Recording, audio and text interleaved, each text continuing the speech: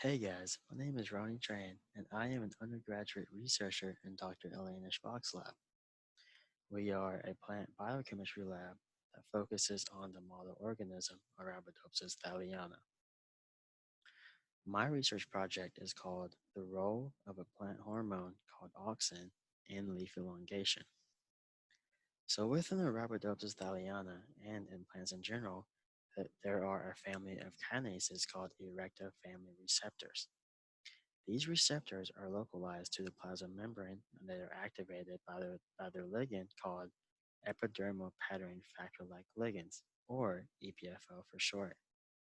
And previously, it's been shown that these receptors have a very big role in the regulation of plant growth in above ground organs. So, what is auxin? Auxin is a hormone in plants, and more specifically, it's a growth regulating hormone that is needed to develop leaves. And the initiation of leaf formation occurs when there is an accumulation of auxin to an auxin maxima, which is a site of high auxin concentration. So these receptors and their ligands are very important in my research because it's also been shown that the accumulation of auxin is influenced by erecta family receptors.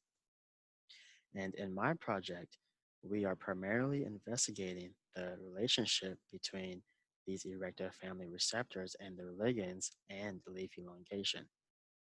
So in my project, we measure the heights of leaf primordia, which are the first two leaves that a plant forms during its life cycle.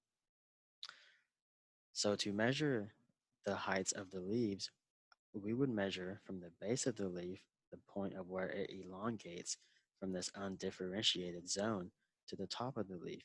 And through this, we were able to gather leaf heights. So first, we wanted to see the leaf height of various mutants lacking these EPFL ligands. And what we saw was that in the mutant lacking both EPFL 1 and 2, there was the largest decrease in leaf primordia height. This led to the conclusion that both EPFL 1 and 2 have a very important role in regulating leaf elongation. And for this measurement assay and for all of the ones following, all of the seedlings were grown in the dark for 120 hours, and then DIC microscopy was conducted to gather the measurements of the leaves. So after seeing that EPFL 1-2 mutant had the largest effect on leaf elongation, we then had our treatment groups for the following experiments. We then applied exogenous auxin to the seedling treatment groups, which is also called 2,4-D. 2,4-D is a synthetic auxin used in plant research to kind of mimic the effects of its naturally produced auxin in the plant. And what we saw was that as the concentration of exogenous auxin increased, the seedlings showed a decrease in leaf elongation. So when we added more auxin to the system, the leaves of the plant seemed to elongate less. We also saw that the mutant lacking EPFL 4, 5, and 6 had a decreased sensitivity to exogenous auxin, meaning that more exogenous auxin was needed to decrease the height of the leaves. So after seeing what adding more auxin into the system would do in terms of the elongation of leaves, we wanted to look at what would happen if we took auxin out of the system. So next, we applied an auxin biosynthesis inhibitor called L-kynurenine, and this was also set up in the same manner as the experiment before it. And what we saw was that whenever we took auxin out of the system, there was also a decrease in leaf elongation. This was very unexpected because this is the same result we got in the last experiment, but we did the opposite thing in terms of auxin availability. So through this, we hypothesized that leaf primordia have two different types of tissues. There are tissues whose growth is inhibited by an increase in auxin, and then there are tissues whose growth is limited by the availability of auxin. So, as a result, both an exogenous application of auxin and an inhibitor of auxin biosynthesis have a negative impact on leaf elongation. So, after seeing how altering auxin availability would affect the elongation of leaves, we then decided to look at how affecting auxin transport would affect the elongation of leaves. We then applied an auxin transport inhibitor called TIBA to these seedling treatment groups. And what we saw was that whenever we would inhibit auxin transport at lower levels, there was an increase in leaf elongation.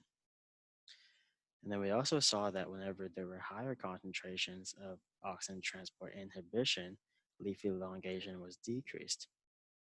This led us to the conclusion that a moderate inhibition of auxin transport causes an increase in leaf elongation. And through this, we speculate that the moderate inhibition of auxin transport results in the redistribution of auxin and an increase in areas that are limited by the availability of auxin. In this experiment, we also saw that the leaf heights in the mutants lacking EPFL1 and 2 were unaffected. So due to this, a future analysis of auxin distribution in the EPFL1-2 mutants should help explain this abnormality. So, in conclusion, the plant hormone auxin is very important for the initiation and the elongation of leaves. When auxin is applied exogenously or when auxin biosynthesis is inhibited, there is a decrease in leaf elongation, which suggests that the role of auxin in leaf elongation is very complex. When we added more auxin to the system, we saw that the heights of leaves decreased. When we took away auxin from the system, we also saw that the height of the leaves decreased. So there is some middle ground or some ideal concentration of auxin that is efficiently elongating leaves. Through this research project, we also hypothesized that leaf primordia have two different types of tissues.